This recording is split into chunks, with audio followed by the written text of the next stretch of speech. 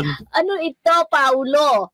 Ano ba to? Type si Kim. Oy. Makasama sa elevator pag nakulong. Ay, kasi galing ako sa press kung kanina ng Elevator. Pelikula nila ng isang actress ng Viva. Eto na, tinanong sila kung sino ang bet nila na makukulong sa elevator. Oo, ng kasama. Ay! Tapos, eto na, sa mga press na iba at sa mga vlogger, sumisigaw na sila ng Kim. Ay!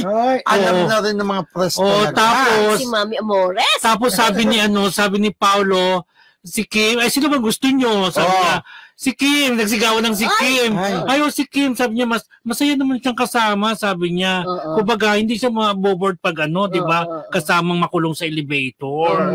Ayan. Pati mga press talagang tanggap ang Kim Pao. Diba? Parang tayo lang.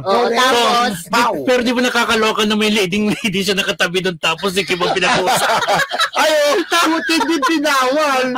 Hindi naman kasi sabi nung leading lady na yun, talagang fan din siya ng Kim Pao. At saka nagpakatotoo lang naman si Paulo. Oo, at saka mararamdaman mo naman talaga sa mga press nandun, sa mga vlogger na bet talaga ang Kim Pao. Even Papa OG Diaz, fan siya ng Kim Pao. Fan ako ng Kim Pao. Kaya nagagaldo sa kanya mga Janine Gutierrez tuloy. Maraming kinikilig sa Kim Pao talaga. In fairness, ang dami ng Kim Pao cut din. Talaga. Parang sila ngayon mas pinag-uusapan ng love team ngayon. Kim Pao cut din, di ba?